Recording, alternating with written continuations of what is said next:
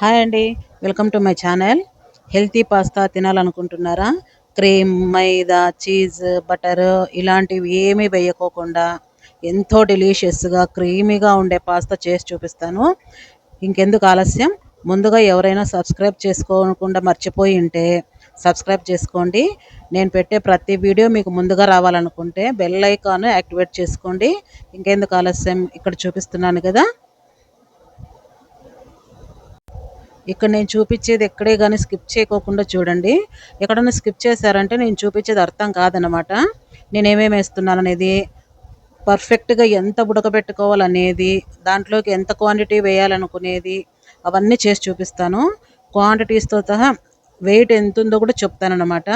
ముందుగా ఇక్కడొచ్చేసి ఒక 2 లీటర్ల నీళ్లు స్టవ్ మీద పెట్టేసుకొని బాగా తెరులుతున్నప్పుడు ఒక 1/4 స్పూన్ అంతా సాల్ట్ వేసుకొని, ఇక్కడ బ్రోకలీ చూపిస్తున్నా కదండీ! అది 200 గ్రామ్స్ ఉంది పర్ఫెక్ట్‌గా. నేను చూపించే క్వాంటిటీకి అన్నీ కరెక్ట్‌గా. ఇది చిన్న చిన్న ముక్కలుగా కట్ చేసుకొని బాగా కడిగి పెట్టుకున్నాక ఇలా వేడి నీళ్ళలోకి వేసుకోవాలి. అలాగే ఒక 20 ముక్కలు బాదం పప్పు వేసుకోవాలి. 2 వెల్లుల్లి రెబ్బలు వేసుకోవాలి. కొంచెం ఆయిల్ వేసుకొని ఒక 4 మినిట్స్ ఉడికిస్తే చాలండి. మనం ఇక్కడ హైలో పెట్టేసుకుంటే గిన కరెక్ట్ 4 మినిట్స్ సరిపోతుంది. మరీ మెత్తగా ఉడికించుకోకూడదు. నేను చూపిస్తున్నా కదా, బ్రోకలీని ఇలా కట్ చేస్తే మెత్తగా కట్ కావాలి. మామూలుగా స్టెమ్ కొంచెం గట్టిగా ఉంటుంది కదా, మెత్తగా కట్ అయితే గిన మనకు బాగా ఉడికినట్ల పర్ఫెక్ట్గా. ఇంకా వేరే ప్లేట్లో తీసుకొని ఇదే నీళ్ళల్లోకి పాస్తా తీసుకుంటున్నాను. ఇవి వచ్చేసి పెన్నే పాస్తా అంటారనమాట. ఇవి వచ్చేసి కరెక్ట్గా 200 గ్రామ్స్ ఉన్నాయి. ఇవి కూడా ఇవి ఇదే నీళ్ళల్లోకే వేసుకొని, అలాగే ఒక కప్పుడు స్వీట్ కార్న్ అనమాట, ఇవి కూడా ఇందులోకే వేసుకోవాలి. ఇప్పుడు ఇందులోకే కొంచెం ఆయిల్ వేసుకొని 1/4 స్పూన్ అంత సాల్ట్ వేసేసుకొని బాగా ఉడికించుకోవాలి. ఇది ఒక 8 మినిట్స్ ఉడికించుకుంటే చాలన్నమాట. హై మంట మీద పెట్టేసుకొని, మరీ ఎక్కువ ఉడికినాయనుకోండి అవి ముద్ద ముద్ద అయిపోతాయి. పాస్తా అనేది కరెక్ట్గా ఉండాలి, మనకు పర్ఫెక్ట్గా ఉడకాలి, అలాగే స్టిఫ్గా ఉండాలి గట్టిగా. చూపిస్తున్నా చూడండి, ఒక 8 మినిట్స్ తర్వాత కరెక్ట్గా కట్ చేస్తే గిన లోపల పక్క వైట్ అనేది కనిపించకూడదు. చూడండి, మెత్తగా చాకుతో కట్ అవుతుంది కదా. ఇటు సైడ్ బార్డర్స్ అనేది వైట్గా కనిపించుకోకుండా మొత్తం ఉడికినట్లు బాగా అంతా ఒకటే కలర్లో ఉంది కదా, అలా ఉడకాలన్నమాట. మెత్తగా ఇట్లా తుంచితే కూడా చూడండి ఎంత సాఫ్ట్గా ఉంది. మరి ఇంతకంటే ఎక్కువ ఉడికిందంటే గిన పీస్ పీస్ అయిపోతుంది, మనకు చూడడానికి బాగుండదు, తినడానికి బాగుండదు అనమాట. ఇప్పుడు ఉడికిందనేసి ఒక గిన్నెలోకి తీసుకుంటున్నాను మొత్తం. స్వీట్ కార్న్ కూడా ఇందులోనే ఉడికిపోతుంది, మళ్ళీ సపరేట్గా ఉడకబెట్టాల్సిన పని లేదు.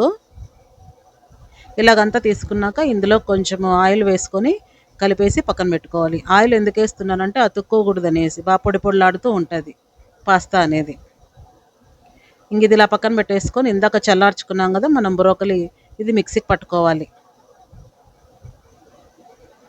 ఇందులోకి కొంచెం వాటర్ వేసుకోవాలి కాబట్టి మనం ఇందాక పాస్తా ఉడకబెట్టుకున్న నీళ్ళు ఉన్నాయి కదా, అవి చల్లార్చుకొని వేసుకుంటే సరిపోతుంది, కలర్ చేంజ్ కాకుండా ఉంటుంది. అందుకే కొన్ని గిన్నెలో తీసుకొని చల్లార్చుకున్నాను. బాగా మెత్తగా పేస్ట్ పట్టేసుకోవాలి, ఇలాగా చాలా స్మూత్గా అనమాట. ఇంకా కొంచెం నీళ్ళు అవసరం అనుకుంటే కూడా ఈ ఉడకబెట్టిన నీళ్ళే వేసుకోవచ్చు. ఇలా స్మూత్గా పేస్ట్ పట్టుకోవాలి. ఇప్పుడు వచ్చేసి ఇంకా కడాయి పెట్టేసుకొని ఒక చెంచా అంత ఆయిల్ వేసుకొని, నేను ఒక చెంచాను కొంచెం వేసుకుంటున్నాను.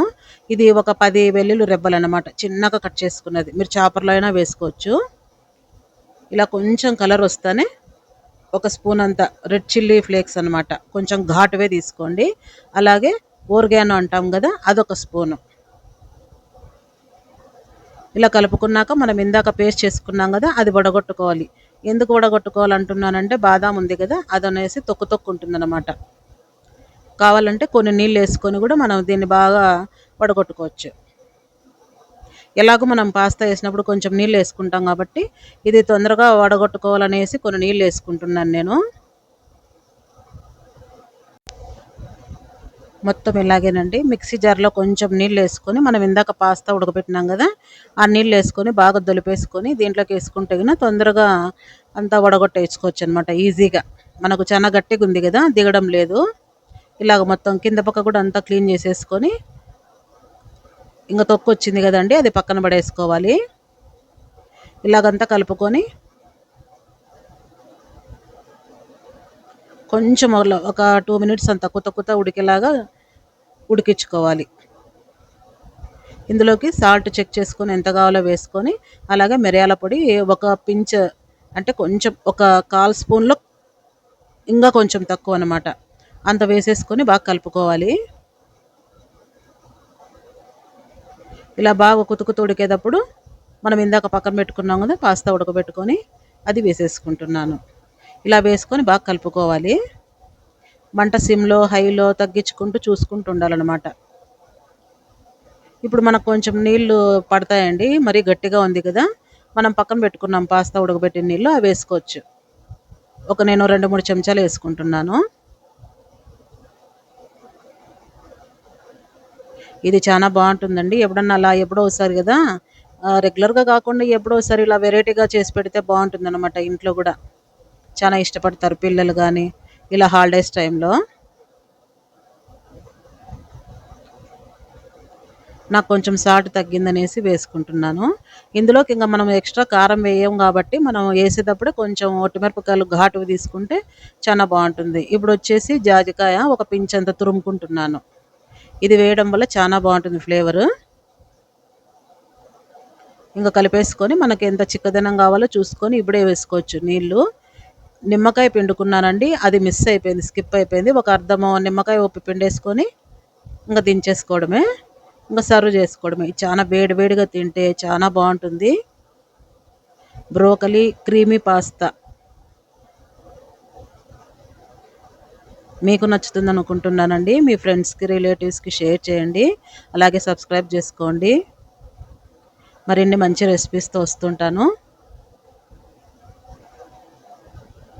Thanks for watching.